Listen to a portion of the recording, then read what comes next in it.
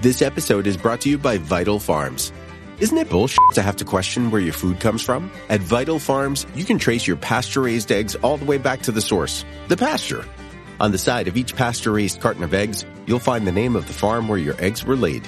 And when you look the farm up on their website, you'll get a peek at all the sunshine, fresh air, and open space the hens enjoy. Learn more and find out where to buy them at vitalfarms.com. Vital Farms, keeping it bullshit-free. Dr. Macchiarini, he's the best in the world. Starring Edgar Ramirez and Mandy Moore. I take a 3D printed trachea and transform it into a living organ. It's still an extremely experimental procedure. Based on a breathtaking true story. She's sitting there with a bloody time bomb in her throat. What did you do to them? Something's not right. Dr. Death. New Doctor. New story. Stream the Peacock Original series now. Crypto is like finance, but different. It doesn't care when you invest, trade, or save. Do it on weekends, or at 5 a.m., or on Christmas Day at 5 a.m. Crypto is finance for everyone, everywhere, all the time. Visit Kraken.com/see what crypto can be to learn more. Not investment advice. Crypto trading involves risk of loss. Cryptocurrency services are provided to U.S. and U.S. territory customers by Payward Ventures, Inc. View PVI's disclosures at Kraken.com/legal/disclosures. This episode is brought to you by Starry. When you drink Starry Lemon Lime Soda, every sip is a win. Perfect for game time or anytime. It's a crisp, refreshing lemon lime soda that's caffeine-free and bursting with flavor that makes you go, ah. Starry hits different. Find it in stores or online today. LinkedIn presents. Welcome to the Human Capital Innovations Podcast. We're your source for personal, professional, and organizational growth and development, where we share original research, explore industry trends, and interview executives and thought leaders from across the globe. We hope you join us often for practitioner-oriented content around all things related to leadership, HR, talent management, organizational development, and change management. Maximize your personal and organizational potential with Human Capital Innovations Podcast.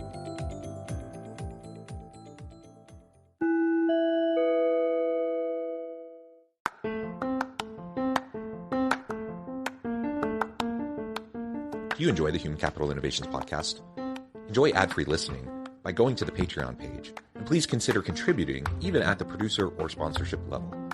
And please leave a review. Thank you for your support.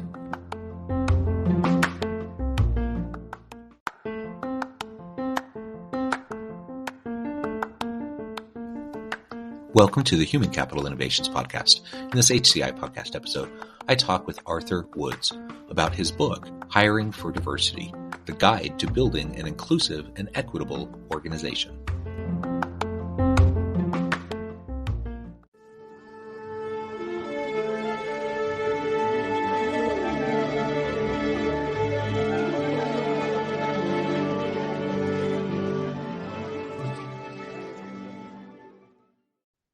Arthur Woods, welcome to the Human Capital Innovations Podcast.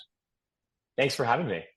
It is a pleasure. I'm super excited to have this conversation with you today. We're going to be talking about your book, Hiring for Diversity, the Guide to Building an Inclusive and Equitable Organization. Such a hugely important topic, very timely. And in fact, it's so timely that last week when we had originally scheduled this interview, we ended up just chatting in the pre-interview for far too long. So we had to reschedule to make sure we had time to actually do the interview itself, because there's just so many interesting things going on right now. So many current events. So, there's just so much happening in the world, and this is relevant to all of it. So I'm super excited to be able to chat with you about this and learn more about your experiences and your insights around inclusivity, diversity, equity, inclusion, and belonging. Arthur Woods is a social entrepreneur and LGBTQ plus advocate working at the intersection of equity, inclusion, and technology. He is an Amazon national bestselling author for the book Hiring for Diversity and the co-founder of Matheson, a venture-backed technology platform equipping employers with everything they need to manage their diversity hiring efforts. Arthur was named to Forbes 30 Under 30 and 40 Under 40 by BEQ. He is a 3-time TEDx speaker and has advised leading brands from Disney, Sonos, and MetLife to the Smithsonian. Again, a pleasure to have you, Arthur. Anything else you would like to share with me by way of your background, personal context before we dive on in further? No, John, I'm excited to be here and really excited to dive in. As you said, this is a topic that is very much top of mind for so many leaders right now. So I'm glad that we're getting some time to talk about it. Yeah, excellent. Well, why don't you start by just giving us a little bit of background to the book? Why this book? Why now? Why is this something that you decided was necessary today? Sure, John. So, for the last few years, I think we're all aware that diversity has risen to a very top priority for most organizations. We saw so many leaders this last couple of years identify that they had major gaps in representation. They started to acknowledge that something needed to change. And I found that many leaders had vastly different perceptions of what change was needed, what success fundamentally looks like. I would speak to leaders who had vastly different definitions of what diversity was itself. And everyone seemed to be getting, different recommendations and insights about what they should do. And there was a unanimous belief that not enough is being done. So seeing kind of the variance across the space, I saw the need to have an actionable and accessible playbook that could give leaders practical insights of how to go from intent to action around diversity. And we all know that there's a need, but I think most leaders are struggling with the how. They're not struggling with the why. So in speaking to hundreds of leaders, actually getting a chance to sit down with, dozens upon dozens of community leaders across different underrepresented groups, I was able to work with my co-author, Susanna, to build out basically a practical playbook. And this covers everything from how do we, fundamentally rethink what we mean by diversity? How do we write inclusive job descriptions and craft more accessible role requirements, all the way to the way that we interview, the way that we craft inclusive job offers, and that we activate diversity recruiting across our organization. And honestly, John, it became a labor of love, right? It really was this fascinating journey of collecting these insights, putting them in one place, and kind of learning from leaders how the insights land in terms of their organization. Yeah, and the labor of love, I think, is something I hear commonly from those who are practitioners in the space and ultimately decide, a book is necessary, and certainly this one is. And you just highlighted a whole bunch of the subtopics that I think are essential as we're trying to hire for diversity and truly get beyond the diversity piece, not just getting people at the table, but now creating an inclusive environment, a culture of belonging where everyone feels truly valued, needed, wanted, the opportunity to contribute in meaningful ways. All of that is so important. But it starts with getting, having inclusive hiring efforts and focusing on the equity and diversity piece from the get-go. So we can dig into some of those specific areas that you just mentioned, because I think that'll be helpful for a lot of listeners. But I also just wanted to highlight from the outset that the why behind all of this, hopefully for most people, is pretty clear. But in case it's not, there's a clear business case for all of this. Organizations perform better. They have more creativity and innovation. Teams are more productive when you leverage effective diversity within organizations.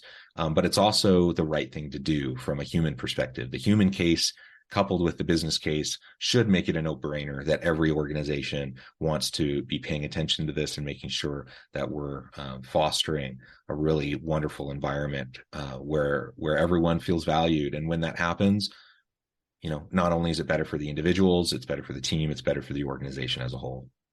Yeah, that's spot on. And to your point, we have to really kind of bring this back to the human case. The business case sometimes can disguise us from the core essence of what we're really trying to achieve. And if we get to the heart of DEI, the non kind of stigmatized and politicized view of it, it's, what are the conditions that we can create to unleash the potential of our teams. And if we think about the practical case of having a representative team that's reflective of the customers you're trying to serve, that fosters diversity of thought, that creates safety where people can raise their hand and make things better, those are the conditions. I don't know about you, John, but those are the conditions that I believe every single team, regardless of sort of their leaning politically, will thrive in.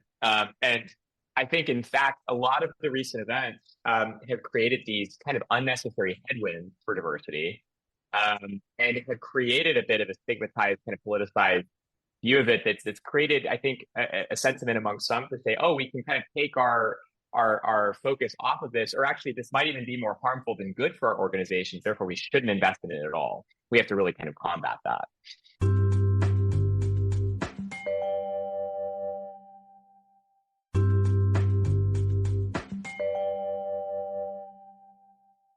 Everyone who's a longtime listener of the podcast, especially if you watch the videos, you know I'm a straight cisgender white dude.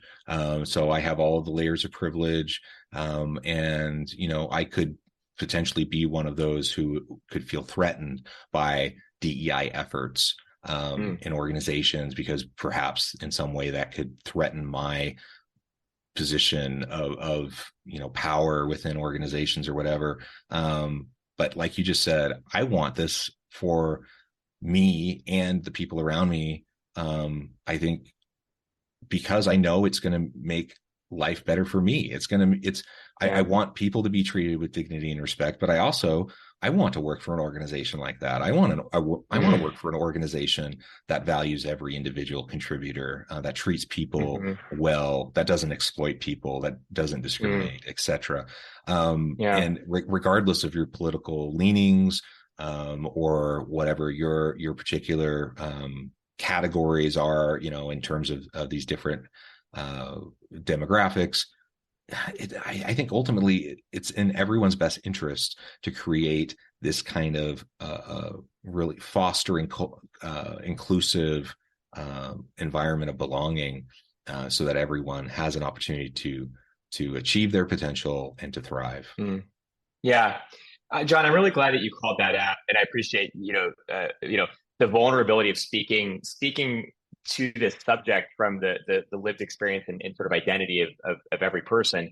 I think what's fascinating about DEI work in general is that every single person has a different psychological relationship to it based on their identity and their lived experience.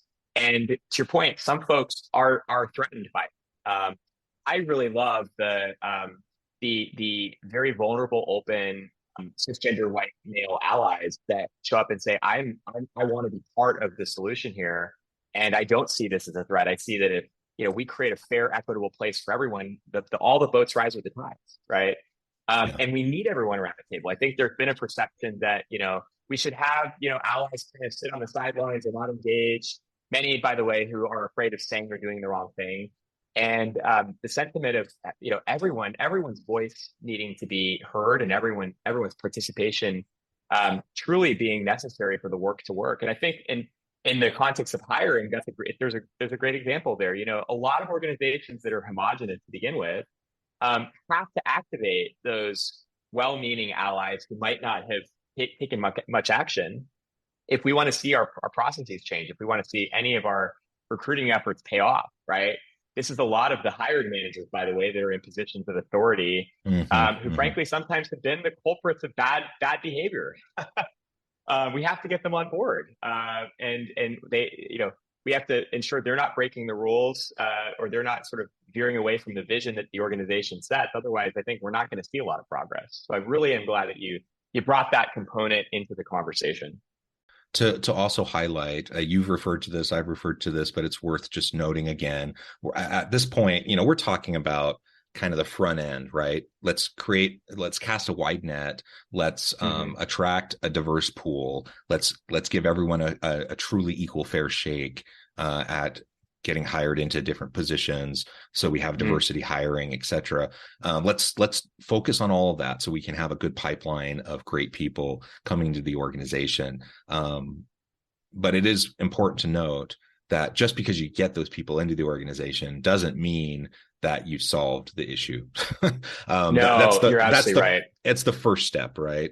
And from there, then you have to have that inclusive environment. You have to create a culture of belonging. And if you don't have, and you have to make sure that you rid the organization of inequitable, systems and practices, the policies, practices, and procedures that often persist, even unknowingly, to some people, that negatively impact the day-to-day lived experience of individuals when they go to the workforce. So you could do a really great job of doing all of this diversity hiring stuff really, really well, spot on. You get the great team to come, you make the good hires, but guess what? If it's not a great environment, those people aren't sticking around. They're going to leave. And that's right. So again, we're talking about the first step, but fully acknowledging that there are additional steps in this whole process. That's 100% right. And I think a lot of organizations do see their primary critical path being the top of funnel sourcing. Let's just get these candidates in the door. And once we find these candidates, everything else will be solved. And to your point, not only do we have to think about the equity and accessibility and intention of our full process, our hiring process. And by the way, a lot of candidates face the most significant bias at the moment that a job description is crafted and it has these inaccessible requirements, or where so much bias comes up that I wrote about in the interview process, where I'm sure as you've seen, John, there's so much subjectivity because we've had a lot of senior leaders, frankly, that have interviewed in a pretty off the cuff improv manner since the beginning of time, right? So much inequity, shows up after the upfront sourcing. But to your point, John, a really clear point here that we have to be really intentional about how we're onboarding folks to set them up to be successful. We see drop off of underrepresented new hires within the first 90 days if they're not set up for success. And then to your point that folks are given autonomy, mobility, safe mechanisms to share feedback so that they're set up to be successful and to stay in advance once they're in the organization. That's truly half the battle. Yeah, absolutely. All right. With all of that said, let's now drill down into a couple of these hiring practices that are the best practices to make sure that we aren't inadvertently, unintentionally perhaps narrowing, unnecessarily so, by the way, narrowing our potential pool of applicants and making sure that we are truly equal employment opportunity organizations, not in just name only, but truly in every sense of the word. One of the things you talked about, was just from the very inception of the position and the posting, as you're starting to craft the job posting, which is that initial very first step to even send a signal out that you're interested, that you want to find people. What are some of the pitfalls that you've seen organizations fall into again and again around the job description and the posting that then goes out and can shape how people perceive the position and who's willing to even put their name forward?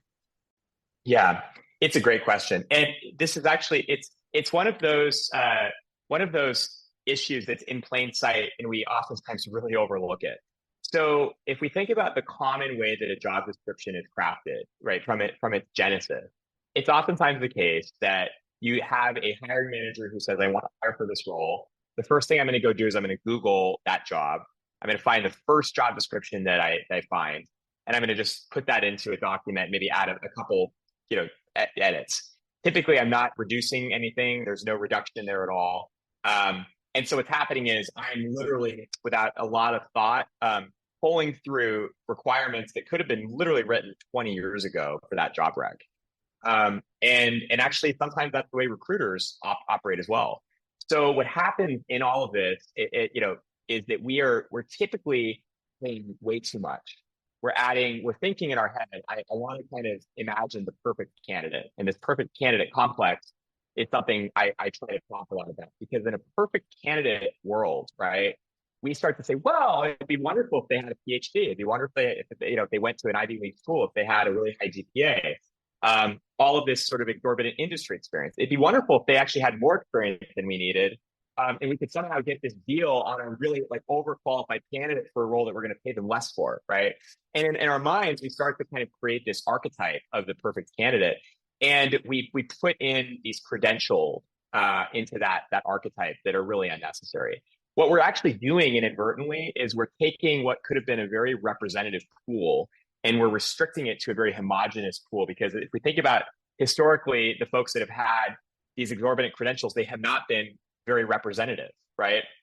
So the tactic for hiring managers and for recruiters alike is to strip away anything that is like what we would call non-essential. And this takes actually quite a bit of energy, right? It's to think about, well, maybe I don't need, just as some examples, I don't need an advanced degree. Can I provide an alternate to a degree? Can there be years of experience that are commensurate to a degree, right? Can I eliminate ranges of years? A lot of job descriptions, as I'm sure you've seen, John, have 10 to 15 years or these wide ranges. What has been statistically proven to happen is that an underrepresented candidate sees a range of years. If they come in at the bottom end of it, they're less likely to pursue that opportunity. And we found this especially among women. If women, statistically proven, don't tend to meet all the requirements for the job, it is less likely they will apply to that job than a man, right? So we see the inequities that already are created when we have these exorbitant requirements. So we really coach folks to strip away anything that's not necessary. Focus on competencies, not on years, not on degrees. And if we get focused on what you will actually do in this job and what you need to deliver to be successful, that's a much more equitable way to craft that role. And again, less is more.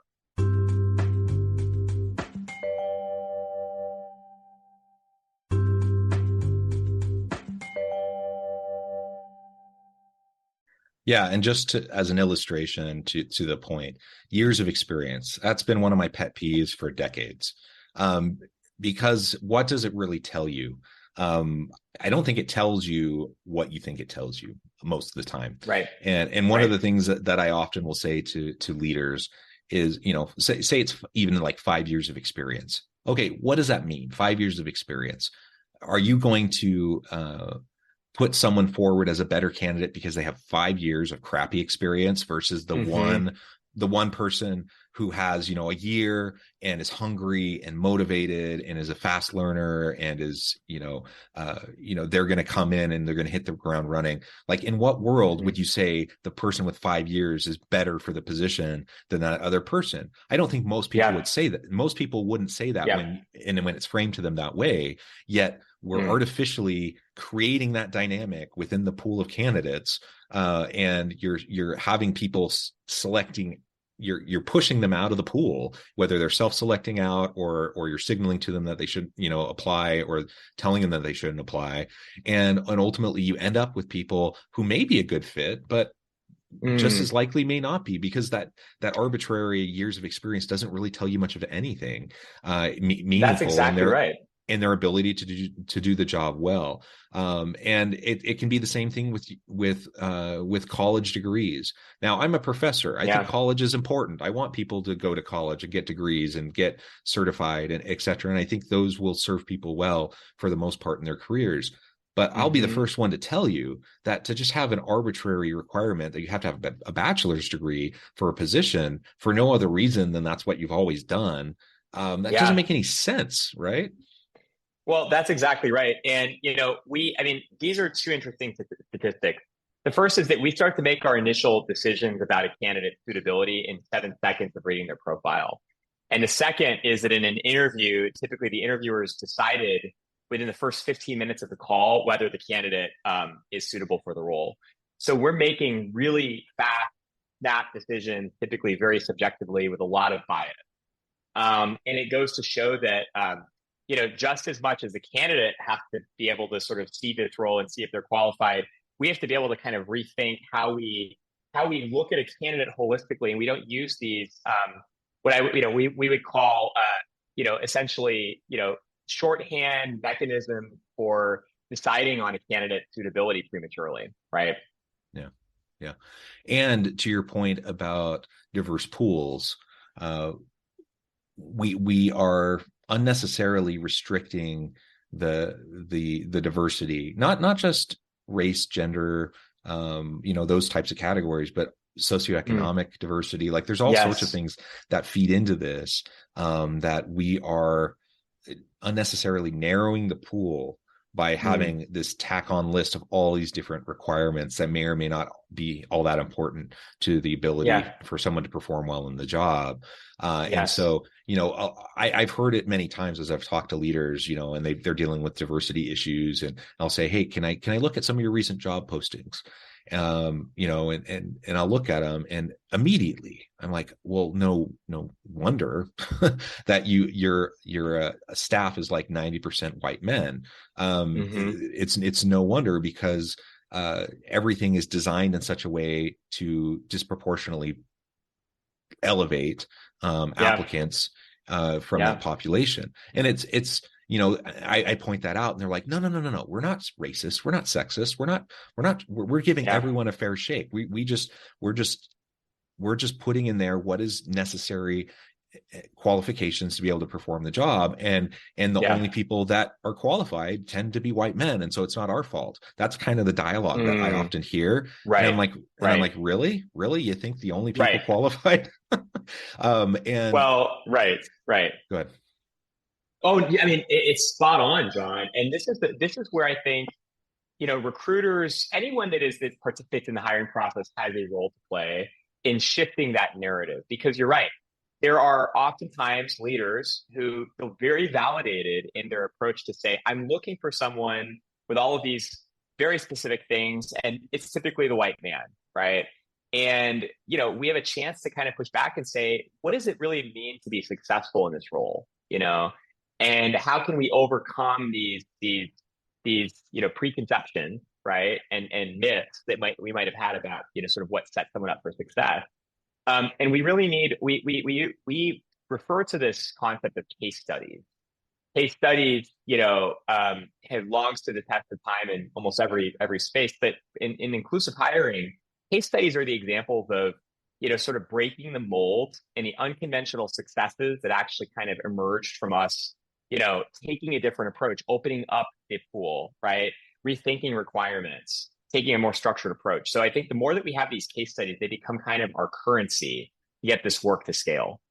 Arthur, this has just been a real pleasure. I know we've only scratched the surface, but you have a book that goes into great detail on all of these topics and related topics. As we wrap things up for today, I just wanted to give you a chance to share with the audience how they can connect with you, find out more about your work, where they can find your book, and then give us the final word on the topic for today. Thank you, John. Well, I'm a partner at Plenty Search. We help early stage companies build their leadership teams. We have an amazing track record on diversity. So for companies that are hiring and trying to build their leadership teams inclusively, we enjoy partnering. You can learn more about us at plentysearch.com, and then hiring for diversity at hiringfordiversity.com. What I would end by saying is we really need everyone. Typically this conversation, the diversity recruiting topic reaches audiences that I would call kind of the choir being preached to. And what I would sort of challenge the folks who are nodding their head in our dialogue, John, who are saying, yes, I know, it's yes, take this to the person that doesn't know. Take this to the person that's pushed back and has honestly maybe been the bottleneck in this work taking off. And every single conversation is a chance for us to make progress, even plant a seed that will shift someone's perspective down the line. So I would say never overlook or take for granted the chance to shift the way that someone thinks about this work. We are definitely all making improvements together, and we're all in it together. Yeah. Well said. Arthur, it's been a pleasure. I encourage the audience to reach out, get connected, find out more about what Arthur can do for you. Check out the book. And as always, I hope everyone can stay healthy and safe, that you can find meaning and purpose at work each and every day. And I hope you all have a great week. Do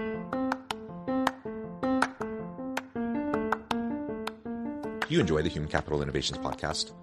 Enjoy ad-free listening by going to the Patreon page. And please consider contributing even at the producer or sponsorship level. And please leave a review. Thank you for your support.